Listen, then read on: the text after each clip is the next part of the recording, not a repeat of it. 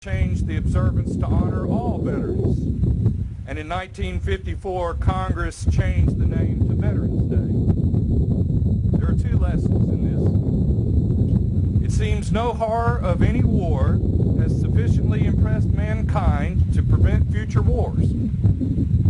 And we should never, the second lesson is, we should never underestimate what active citizens in our free country can accomplish. It's often said the price of freedom is eternal vigilance.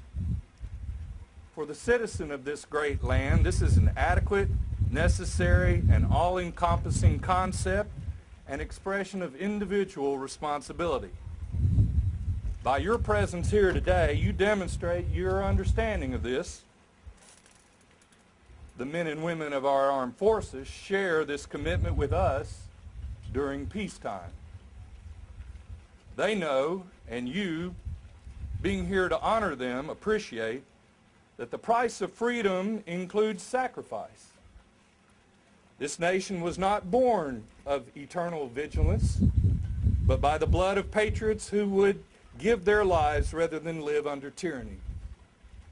Many times during our history, including today, these days, the price of freedom has required those who serve in our armed forces to sacrifice.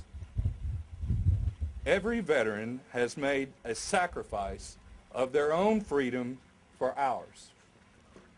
To serve in the military, one must give up the freedoms of everyday life. When to sleep, wake, eat, with whom they may associate and when, what they may say, how they may speak and to whom, when they may see their family, and upon command, go to war. All are sacrificed. All these things are sacrificed by our veterans, our people in service, as a down payment so that freedom, once obtained and secured, may be maintained by us through eternal vigilance. Today, I believe that we are in the beginning process of revolution. Revolution in its strictest definition means to again turn about a central point. More loosely, it means to recommit to an ideal. The author of our Constitution, Thomas Jefferson, understood. And he said, every generation needs a new revolution.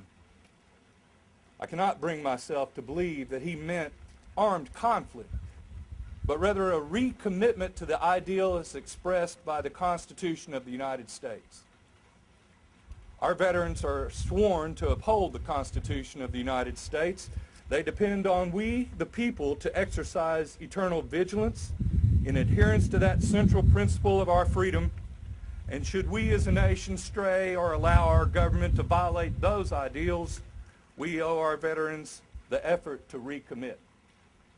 Today, when our government attempts to tell parents what and where they will teach their children, restrict where we may go or where we may pray or not pray to God, determine with whom you may or must conduct business, condemn private property for commercial use by another private party, devalue your currency by which your wages are paid or your retirement is based, alter your behavior by taxation of everything from soft drinks to energy, use taxpayer money to control the car you will drive, force the purchase of mandated health insurance or face fines or imprisonment, negotiate treaties with foreign governments which are not in our domestic interests and punish our standard of living, refuse to secure our nation's border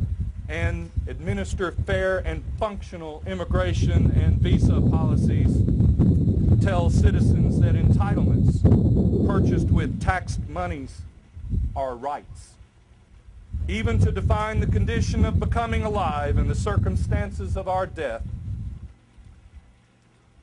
and in the name of political correctness, allow the presence of radical religious ideology which advocates terrorism and whose followers commit murder of U.S. military personnel on our own soil. loss at Fort Hood. 13 of our military's finest died at the hands of a radical extremist. But we also must be reminded that the wake-up came for us in Little Rock. One soldier killed, murdered, and another wounded outside a recruitment office.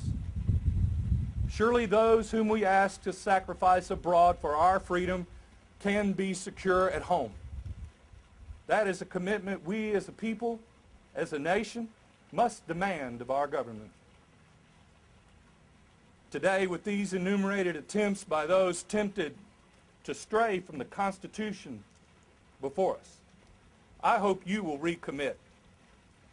I hope in the days to come you will join the revolution of this generation to return to the tenets and spirit of freedom as outlined in our Constitution, to reestablish the sovereignty of we, the people, and the condition of a government as a servant, not a ruler.